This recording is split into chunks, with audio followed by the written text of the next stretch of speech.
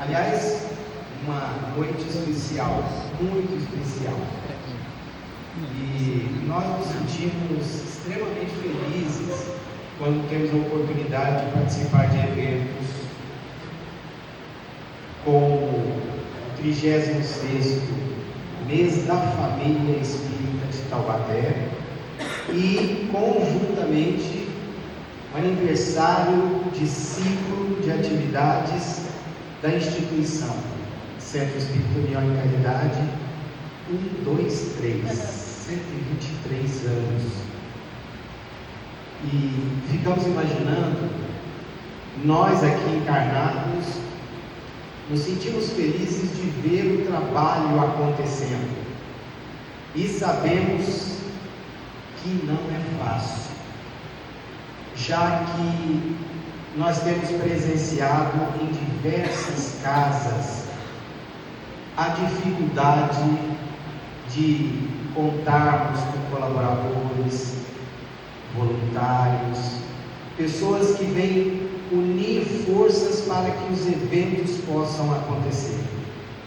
Porque muitos, nós temos ouvido, às vezes reclamam: a instituição já não realiza tantas atividades, já não faz tantos eventos quanto antes. Mas poucos de nós sabem a dificuldade que nós encontramos hoje no meio espírita de angariar voluntários para executarmos os trabalhos, porque as pessoas não fazem acontecer eventos unicamente sozinhas.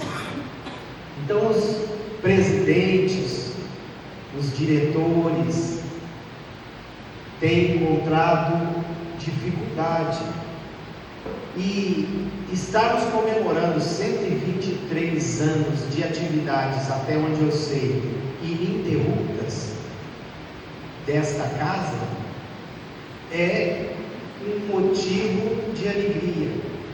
E sabermos que os trabalhos que estão acontecendo nessa instituição elaboram, por exemplo, uma apresentação de um coral tão lindo e que estimula tanto o ambiente, nos enche de alegria. E estarmos aqui representando o pensamento espírita depois de uma apresentação dessas, nos deixa extremamente gratos pela oportunidade.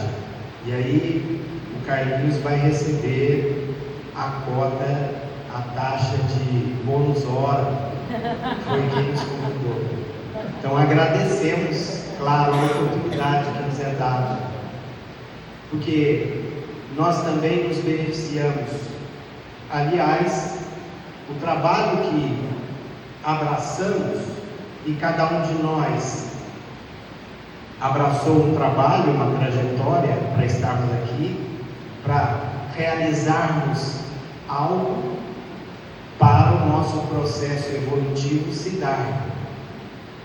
E essa é uma oportunidade que agrega mais ao meu processo evolutivo, porque afinal de contas eu me faço aprendiz.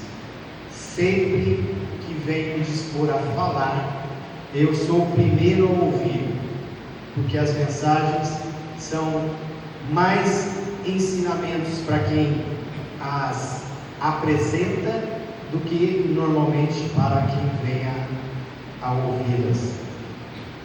Nós aprendemos, e essa é uma tarefa que nos proporciona o processo. Quando nos afastamos algumas vezes das atividades, sentimos as consequências. Então, só posso agradecer.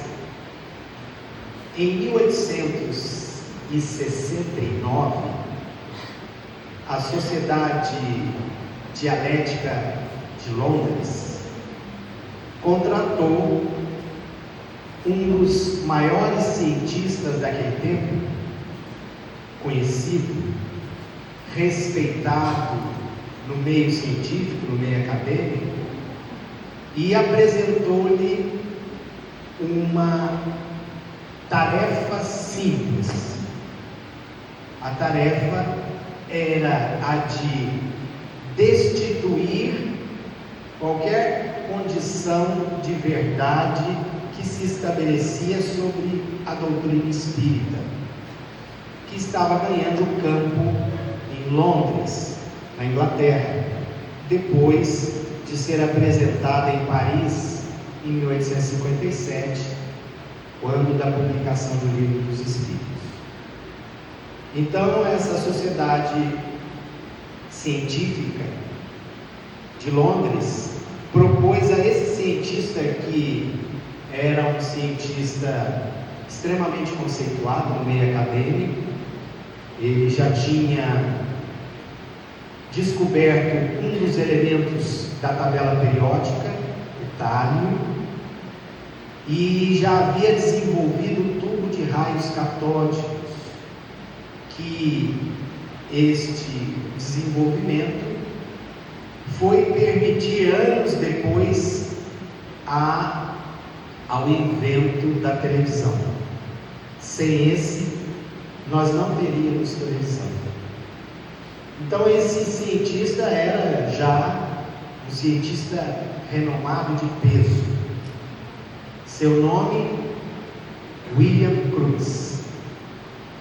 Foi ofertado a ele essa tarefa de desmentir as apresentações que se realizavam já em Londres a respeito dos fenômenos espíritas que ocorriam, mesas que giravam, como também em Paris, fenômenos de materialização, fenômenos de movimento de objetos e outros diversos fenômenos onde se ouviam vozes do além, a que os acadêmicos colocavam que deviam ser ventrílocos bem pagos, que produziam essas situações, e cabia a esse cientista desmistificar,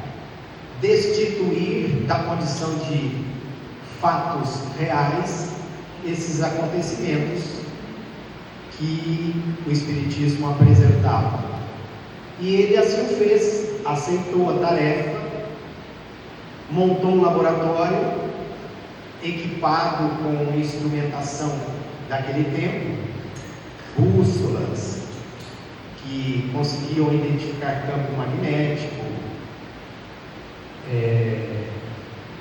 dinamômetros que mediam a força atuando em determinado objeto, máquinas fotográficas para identificar possíveis fraudes em objetos que eventualmente apareceriam, como nas materializações.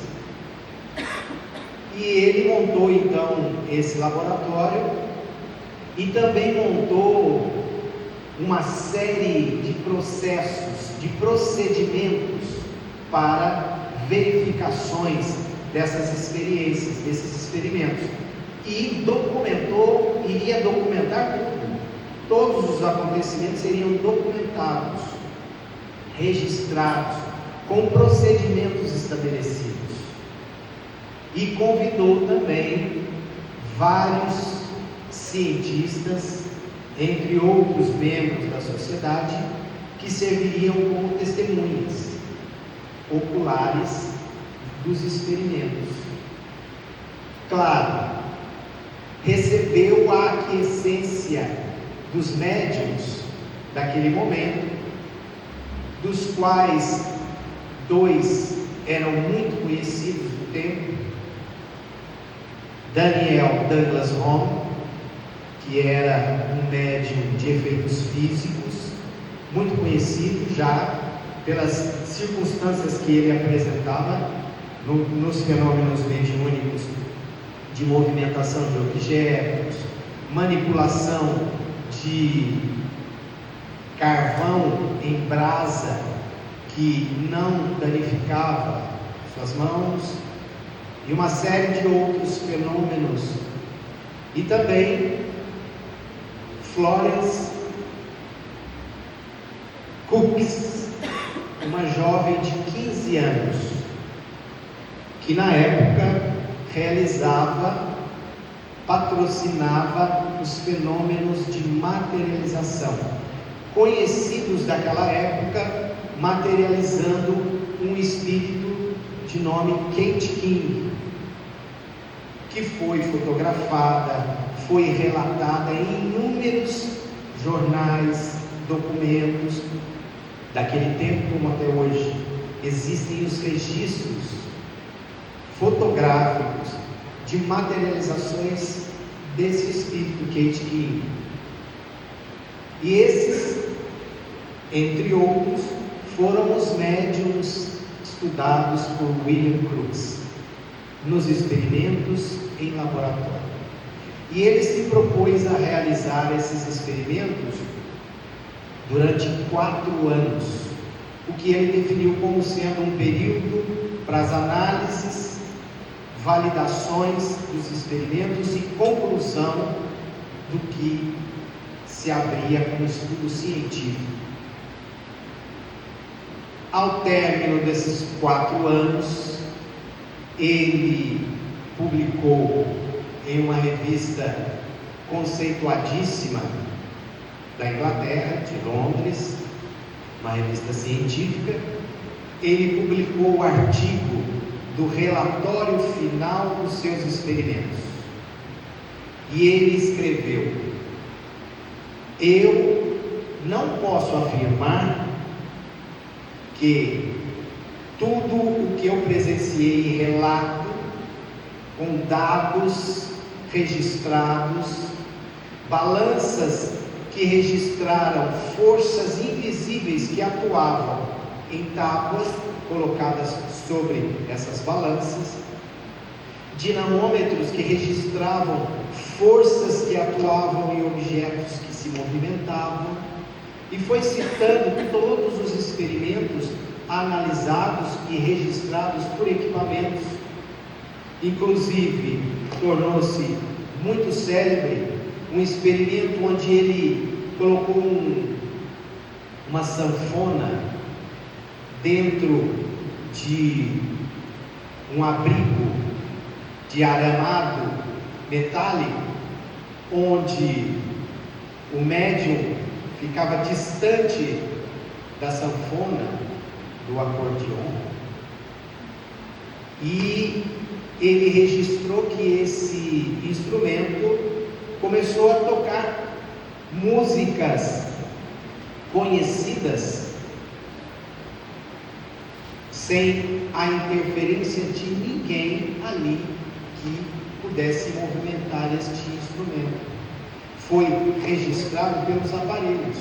Não havia nenhuma força extrafísica ou algo que pudesse ser mensurado, um campo magnético, um campo elétrico que pudesse interferir a fim de movimentar o instrumento.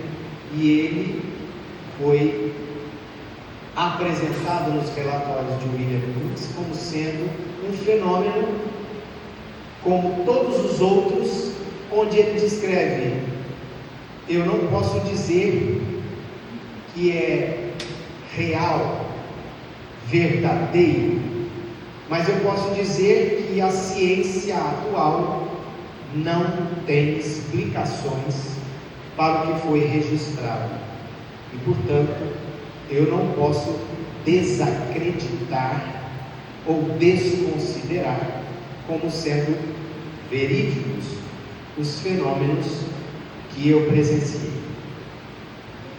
Nesse seu relatório, claro, o meio científico entrou em colapso, e ele foi chamado a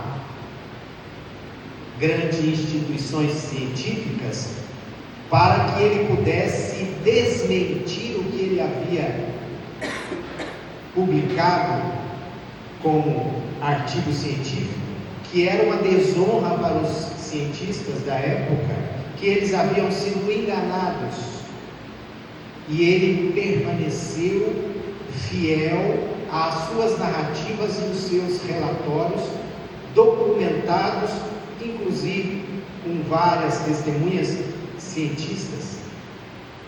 Ele não se rendeu a essa proposta e manteve-se até o final nas constatações que ele havia feito. Eles o descredibilizaram no meio acadêmico, ele perdeu uma série de oportunidades, de financiamentos para experimentos, ele foi rejeitado em diversas instituições educacionais, como físico, químico, que ele o era, para ministrar aulas, mas ele em nenhum momento voltou atrás. Então nós podemos ver que aquele que foi convidado para destruir a veracidade da doutrina espírita acabou se tornando o homem que a provou com mais clareza, dando-lhe autenticidade. Nesse momento nasce a doutrina espírita, e no momento em que a doutrina espírita vem até nós, abre-se para o mundo a possibilidade de pensarmos como espírito, que na verdade todos nós o somos.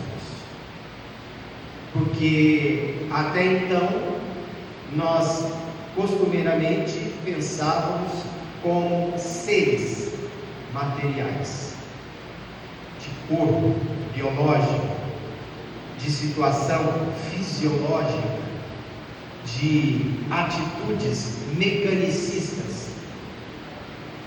E agora, o momento em que para a humanidade se abre a perspectiva de pensar como um espírito. Esse é um momento que a história narra, a nossa história, nos trazendo uma outra abordagem. Esse transitar de um pensamento para o outro, de uma possibilidade para a outra, nos abre perspectivas.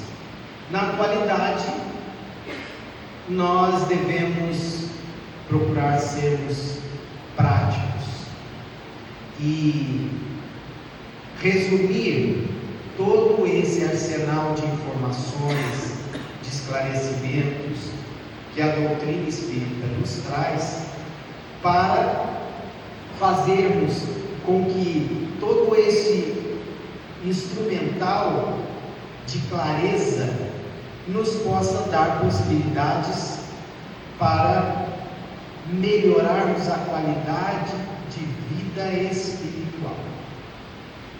Porque em nenhum momento da história humana nunca se falou tanto como na atualidade em melhoria da qualidade de vida, melhoria das perspectivas do meio ambiente, cuidado com os recursos naturais, cuidado com as utilizações organizadas desses recursos, de maneira a serem melhor distribuídas entre os homens, entre os seres, cuidado com o meio ambiente, cuidados com a qualidade dos relacionamentos humanos, o respeito.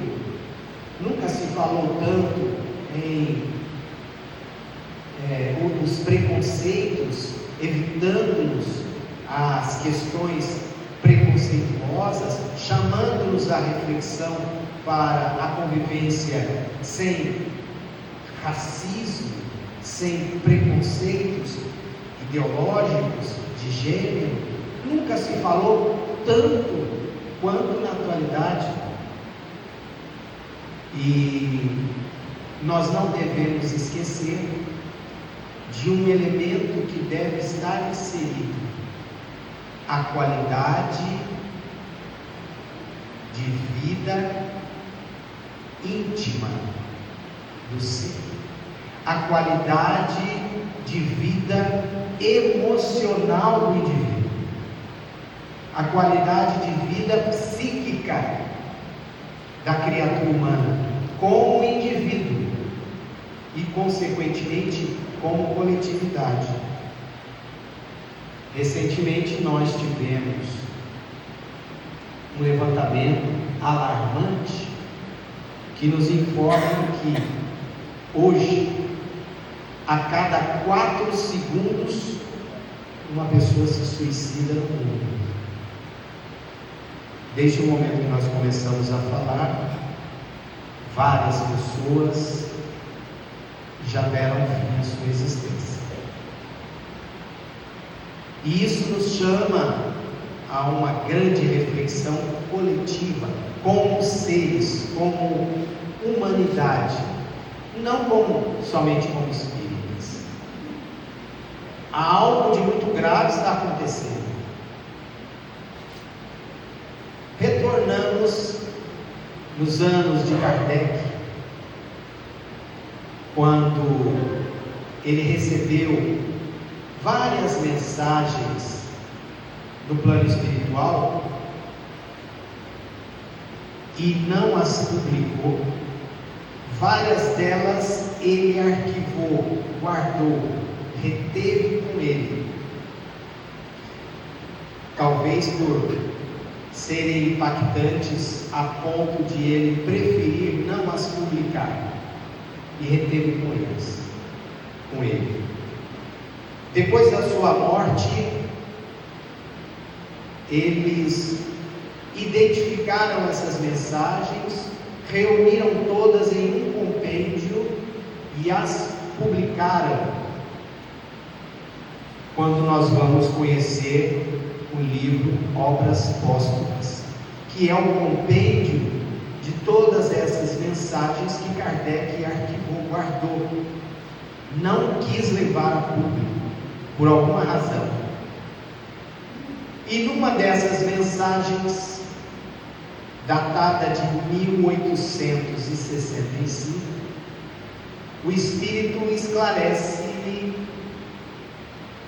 no conteúdo da mensagem as características do mundo de transição e chama a atenção para 2 aspectos que estariam sendo os que norteariam essa transição no seu ápice.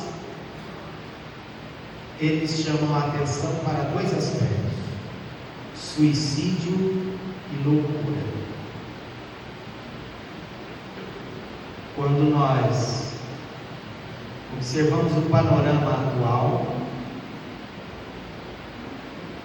até podemos entender talvez por que Kardec não quis publicá-las, porque certamente criaria um impacto na sociedade daquele tempo. Mas hoje faz total sentido. Nós estamos vivendo esses momentos. Se a gente fizer uma pesquisa entre amigos, não precisam necessariamente ser espíritas, amigos, familiares, conhecidos, nós vamos ficar surpresos de ver a quantidade de pessoas que está se utilizando de medicamentos para dormir, para ter um sono mais tranquilo, mais saudável, sem ansiedade, o estresse do dia que acomete muitos durante a noite, que acabam perdendo o sono e têm dificuldades. As estatísticas já estão apresentando que há um número alarmante de pessoas que se utilizam de medicamentos para ter uma noite mais agradável, mais tranquila de sono reparador. Os consultórios médicos estão sendo constantemente visitados por pais que levam seus filhos, crianças, em todos os lugares do mundo, para serem diagnosticados, porque apresentam um comportamento deseducado, porque muitos deles não apresentam educação, apresentam ansiedade, inquietação, agressividade, e os consultórios médicos estão diagnosticando, e o diagnóstico é o mesmo para todos. A chamada de aumento de movimento, de intensidade, de agitação, classificados também como hiperatividade. E essas crianças, algumas de 3, 4 anos, recebem o mesmo diagnóstico, hiperatividade. E claro, vem acompanhado o diagnóstico de receituário quimioterápico, de química, medicamento. E essas crianças, algumas delas, vão apresentar mais tarde distúrbios psíquicos. E nós estamos vendo jovens,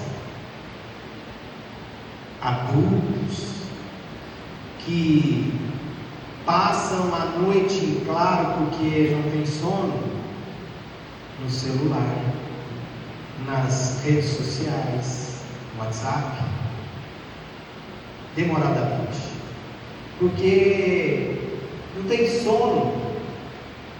Os seus impulsos nervosos são estimulados pela continuidade de visualizações, de imagens, de áudios, vídeos que são apresentados nesses locais, que acabam virando um entretenimento.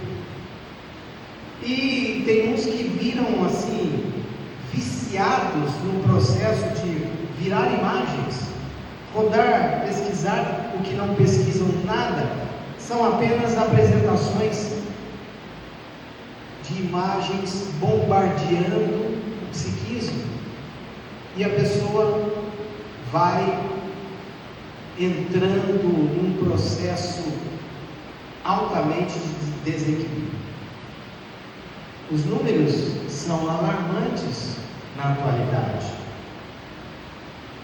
e esses números levam à apresentação do aumento da loucura e do suicídio nos tempos atuais, fazendo coro com aquelas propostas, mensagens trazidas em 1865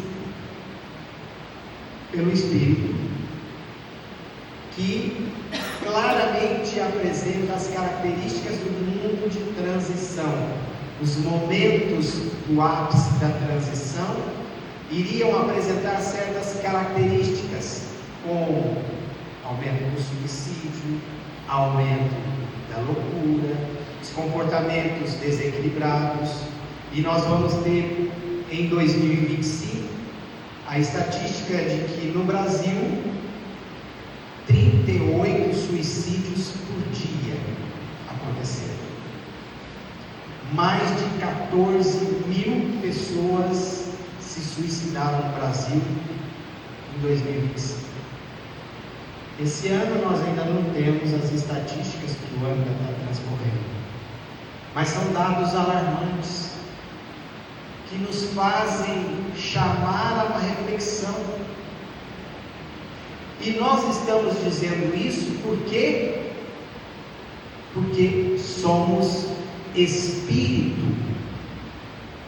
Nós somos espírito e tomamos conhecimento desta condição, desta posição. E não pensemos nós que nessas estatísticas não existem espíritas. Eles também, nós também compomos os números que fazem das estatísticas as referências. O Brasil é um dos países no mundo em que mais se apresentam depressivos, pessoas que carregam a depressão, a ausência do otimismo, a ausência da energia de viver, a falta de coragem de realizar as coisas, o desânimo pela existência, a falta de sentido existencial, a razão fundamental de todas essas debilidades. Porque o jovem viciado nesses processos de imagem e repetição, eles vão perdendo o sentido da sua vida, vão perdendo o rumo, o norte, a direção. E o que se lhes apresenta? A opção da morte, como uma opção que vai ganhando sentido na sua existência, porque afinal de contas, viver começa a ser uma desordem de caminhos e de rumos sem direção. Então a morte passa a se apresentar como uma opção, e muitos a aceitam e a colocam em prática. Isso no mundo. Eu vi certa vez que um palestrante, Haroldo Dias, foi realizar um trabalho no Japão, e eles pediram que ele abordasse esse assunto, porque no Japão o índice de suicídio em crianças de 7 e 8 anos era alarmante. Nós estamos vivendo esse processo que já foi previsto e nos chama a atenção agora para a reflexão de que somos espírito. Recebemos, através da doutrina espírita, o esclarecimento, a abertura para esse pensamento, e que somos espíritos vestindo um acessório. O espírito tem a vida, e quando recebe o acessório, o corpo físico, para se manifestar no mundo da experiência, ele passa a ter uma existência. Então nós somos espírito e temos uma vida e várias existências. Eu não queria chocar ninguém aqui, não é esse o objetivo, mas nós estamos todos em uma existência, e todos nós vamos morrer. Todos que estamos nessa sala, nenhum de nós vai permanecer. Eu diria que, olhando assim, daqui a 50 anos, ninguém estará aqui. Quer você queira ou não, porque eu tenho certeza que ninguém quer. Mas isso é um fato. Isso é uma constatação, e não é de agora, não é uma invenção que surgiu em 2026.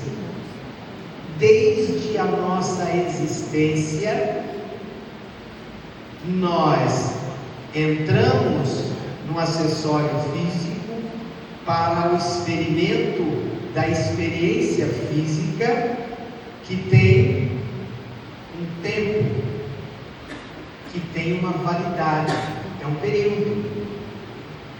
Ao término desse período, nós obrigatoriamente temos que desocupar essa roupa, esse instrumento, e deixá-la, que ela vai se reciclar no processo. Ela pertence a um outro fator, o fator material. Nós não somos o fator material, nós somos o fator espiritual. E é por isso que nós não deixamos a vida, mas deixamos a existência, que faz parte do experimento do corpo que nós utilizamos. Mas nós não pensamos nisso. Nós não temos escola. Aliás, nós temos escolas que nos preparam intelectualmente para uma atividade profissional que pretendemos exercer, para realizações de conhecimento que necessitamos para as experiências no mundo físico em que estamos. Mas não existe nenhuma escola que nos ensine, olha, vamos nos preparar, porque é inevitável, você vai morrer um dia. Mas quem se prepara para esse momento? Nós espíritas. Às vezes a gente fala, né? Mas você já pensou? E às vezes alguém chega assim: quando você nasceu? Ah, eu nasci. Quando você vai morrer? Ah, não sei. Pois é, mas eu sei. Eu vou colocar aqui e depois eu te falo. Lá no plano espiritual eles sabem. Existe uma programação. E toda a nossa experiência de existir na matéria tem um projeto. O projeto é o que define o que vai ser feito. Esse salão, nós estávamos conversando antes um pouco com o Nelson, né?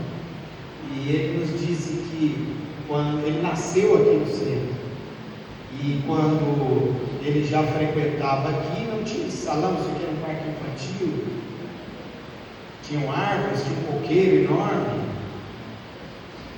Houve um projeto, alguém, provavelmente um engenheiro, elaborou o projeto de como seria executada a tarefa da construção, os espaços, as portas. Isso foi pensado, foi programado, estabeleceu-se uma programação, um projeto, e a partir dele iniciou-se o trabalho da sua execução.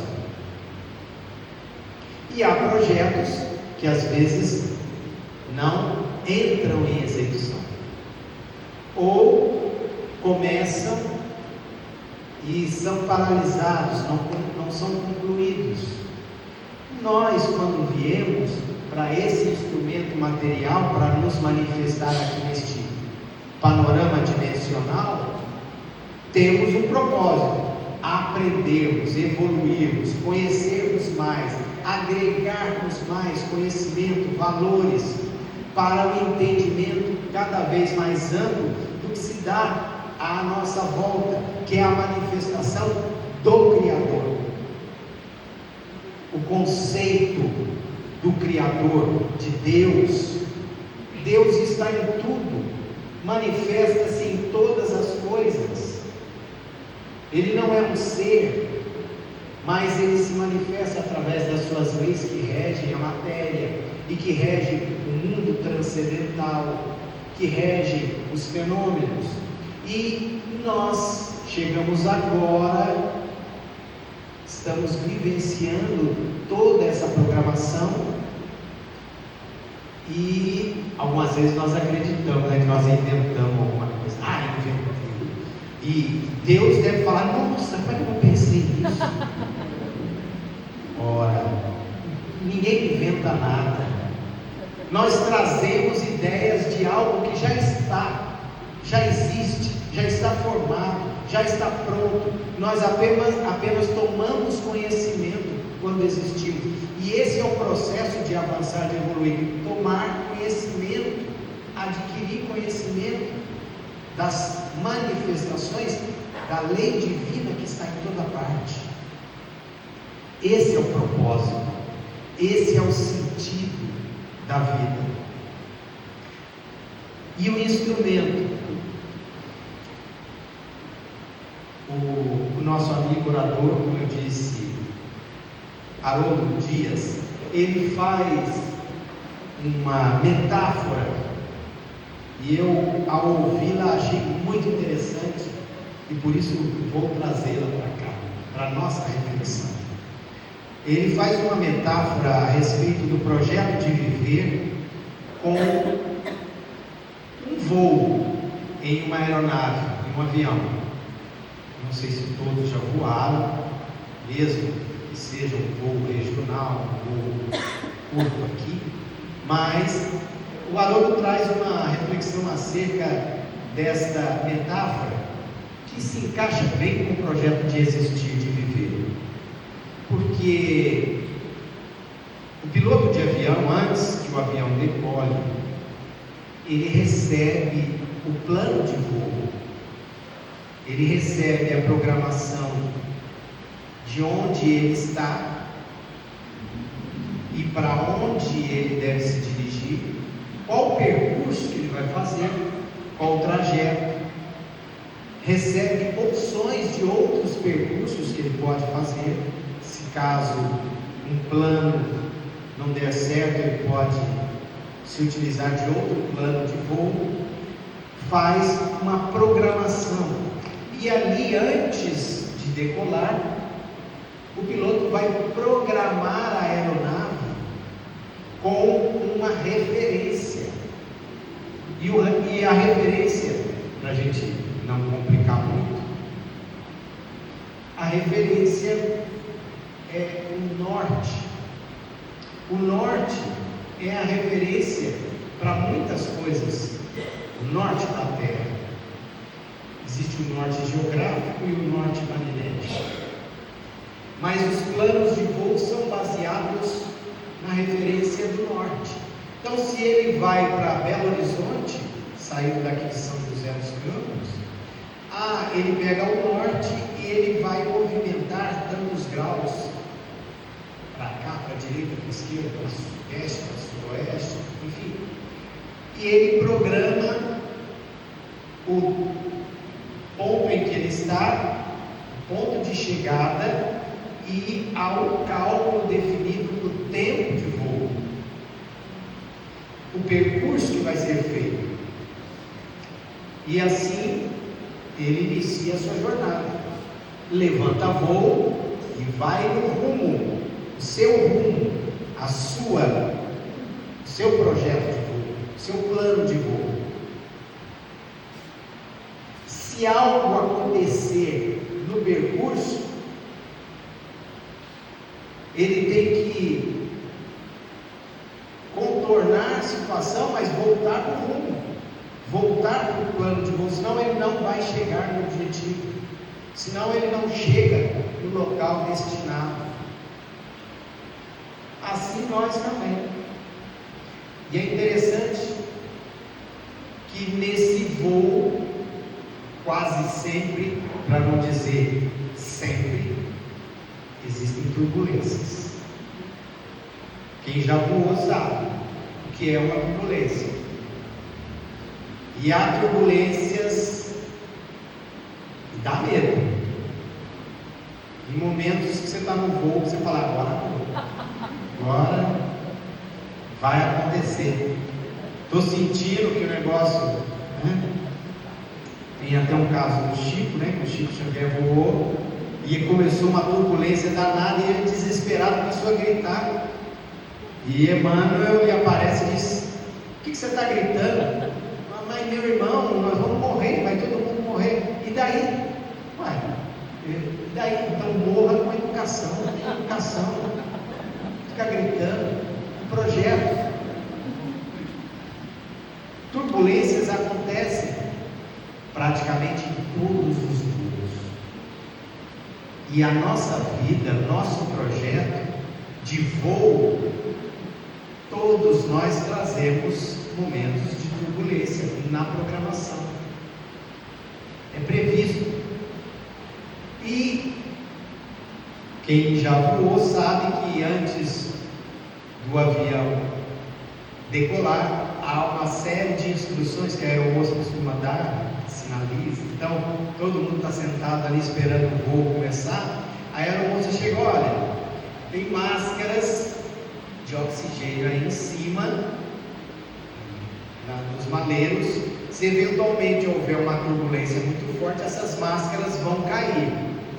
E você ponha primeiro a máscara em você. Depois você, com a máscara de oxigênio, você verifique a pessoa que está ao seu lado, seu filho, seu parente, o ente do outro. Primeiro põe a máscara em você. E quase sempre, alguém deve estar pensando aqui: como eu queria que meu marido tivesse que ouvir essas coisas, né? Mas põe a máscara primeiro em você. A gente fica querendo colocar a máscara no outro primeiro, quando na verdade nós temos que nos preparar para, preparados, podermos atender, podermos auxiliar, podermos diagnosticar a situação do outro. Mas quase sempre nós não fazemos isso na vida. Nós, consequentemente, diagnosticamos o outro primeiro. Isso é para ele que não tem paciência. Isso é para ela que é uma intransigente, que vive transgredindo as coisas. Isso é porque nós estamos olhando a máscara do outro, esquecidos de colocarmos a máscara primeiro em nós. Então, essa abordagem a respeito do projeto,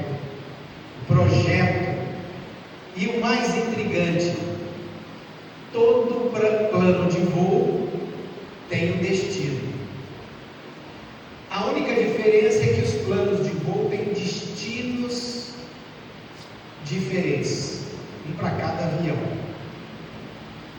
Nós temos planos de voo diferentes, um para cada um, mas o destino é o mesmo. O final do voo é o mesmo para todos. Todos vamos ter o fim do voo. Todos vamos chegar no ponto. E o ponto é comum para todos. Então nós saímos do plano espiritual com essa programação, com esse plano de voo, e sabemos que nós vamos voltar para o plano espiritual. O destino final de todos é o retorno ao ponto de saída. Nós saímos e vamos voltar para o mesmo ponto. O trajeto, cada um de nós vai ter um, e cada um de nós vai fazer opção, escolhas, porque às vezes durante o voo alguém te tira do sério, te agride, te fala algumas inverdades, te irrita, e você deseja revidar. E aí você sai do rumo do voo e aterriza o avião para revidar. Você aterriza a sua viagem, você paralisa a sua viagem para retornar à experiência daquela situação. E você perde o trajeto, perde o rumo, perde o sentido e passa a sofrer, de fato, com diversas situações que a vida lhe apresenta. É por isso que Jesus nos recomenda: não saia do rumo. Qualquer situação que lhe ocorra, continue buscando o seu rumo. Mantenha o seu avião na sua trajetória. Mas como é que eu faço isso? Se alguém me perturba, isso tem um nome: perdão. Perdoe. Ao perdoar, você continua a sua rota. O que o outro fez é problema do voo dele, é da trajetória que ele optou por fazer. Se ele pousar nesse processo de agressão, é dele, o voo, ele é que vai responder, não é você. Você vai responder pelo seu trajeto.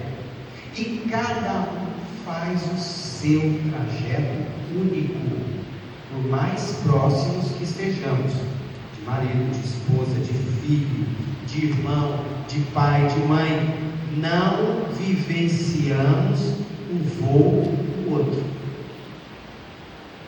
no aspecto de o outro tem o seu plano de voo, porque nós, da natureza, às vezes sofremos porque o filho está passando por uma dificuldade, vivenciamos a dor e o sofrimento do outro, mas sem a racionalidade de que aquela é, muitas vezes, a experiência de voo dele.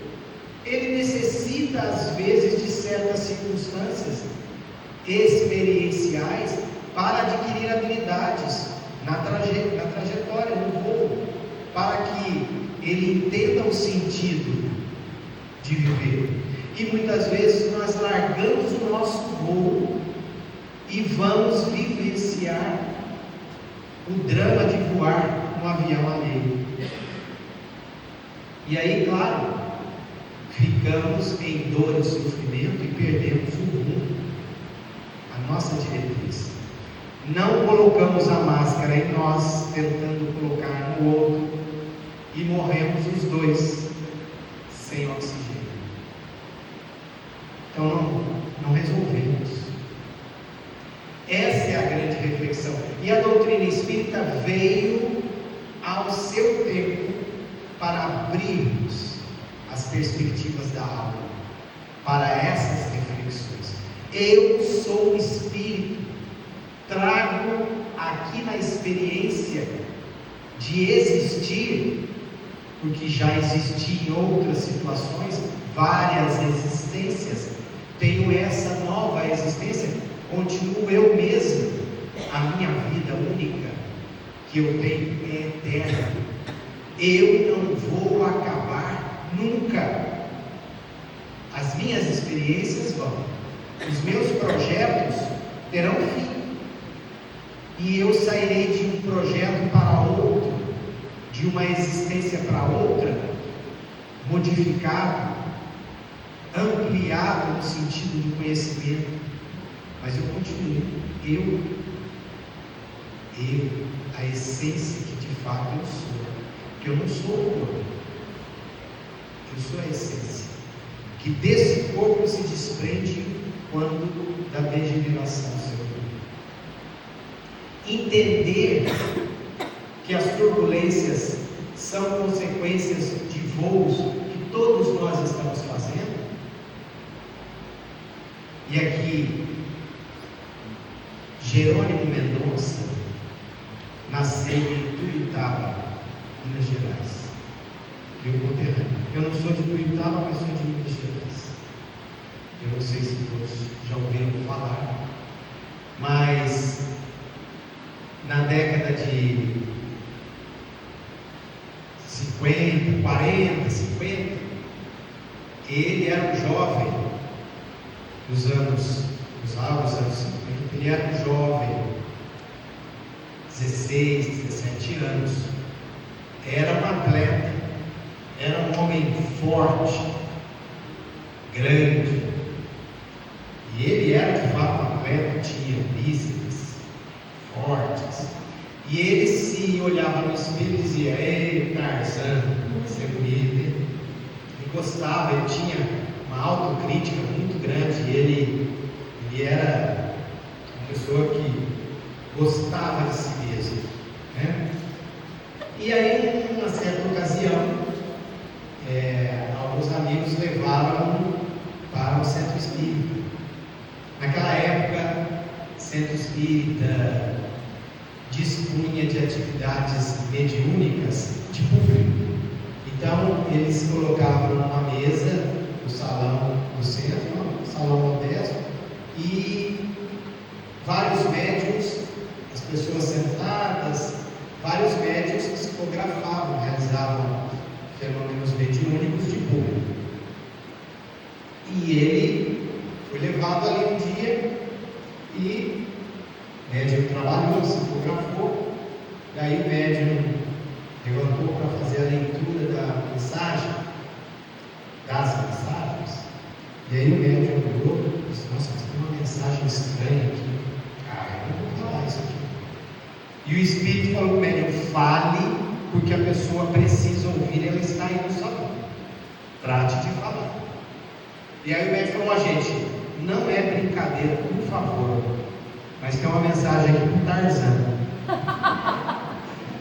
Aí ele levantou: é meu apelido, Tarzan, tem uma mensagem aqui que o seu Espírito manda dizer para você: segure no cipó da fé, porque você vai atravessar a floresta da dor.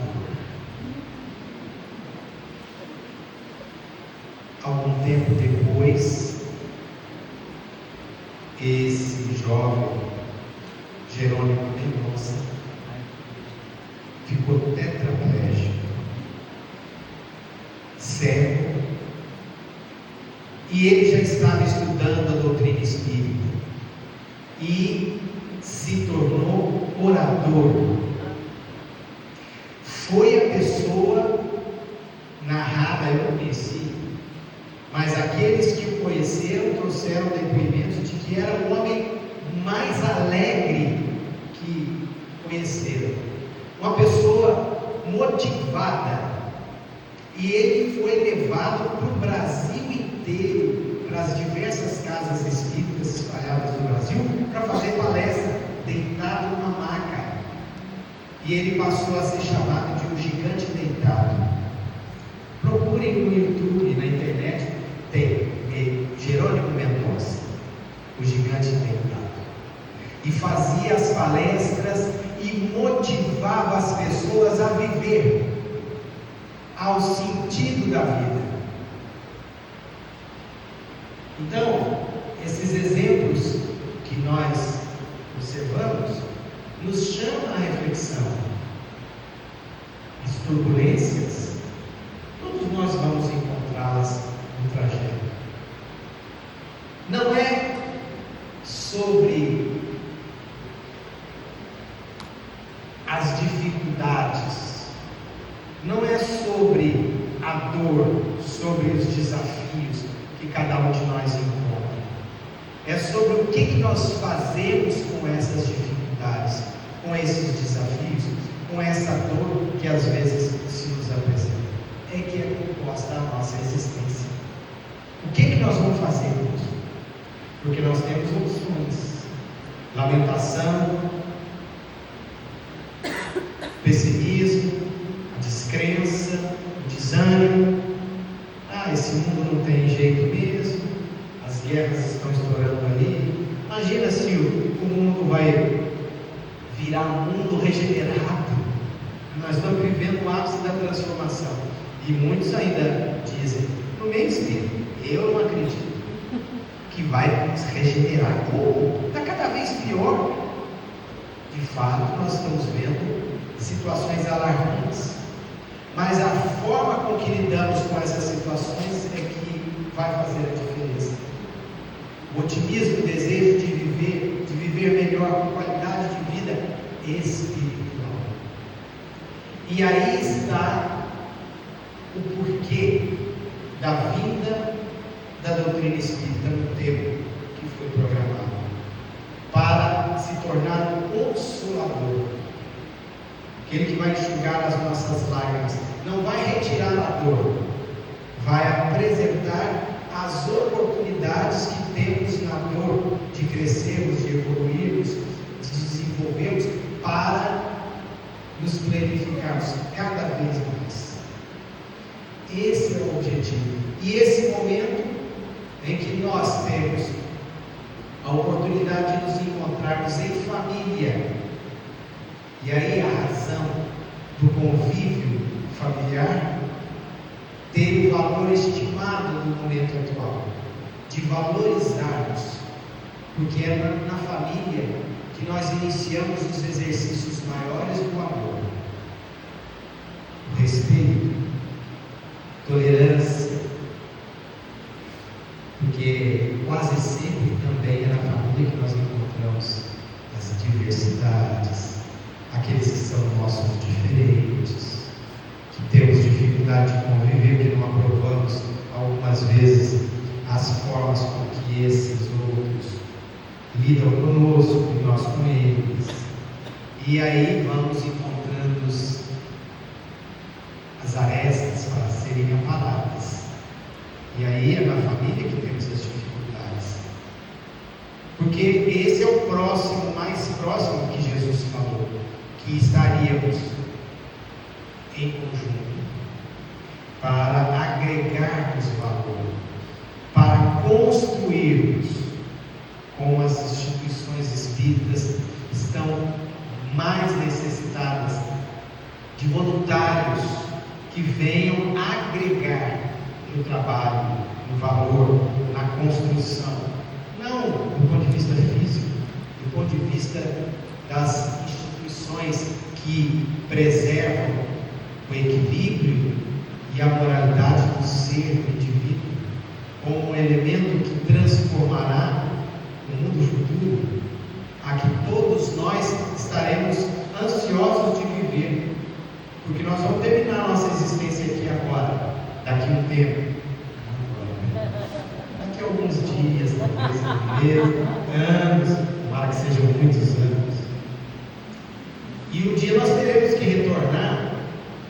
Vamos pedir provavelmente para retornar, e esperamos que ao retornar encontremos um ambiente melhor,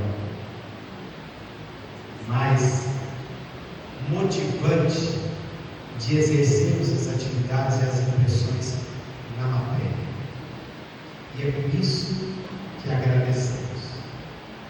Agradecemos a oportunidade e encerramos dizendo muito obrigado, Senhor, pelo que me destes, pelo que me dás, pelo ar, pelo pão, pela paz. Muito obrigado pelo que os meus olhos veem no altar da natureza, olhos que observam a ave que corre gira pelo céu de abril e se detém na terra verde, salpicada de flores em tonalidades. Muito obrigado, Senhor, porque eu vejo o melhor. Mas diante da minha visão, eu também vejo os cegos que caem na multidão, tropeçam na escuridão. Eu oro por eles. E a Ti, Senhor, eu imploro comiseração.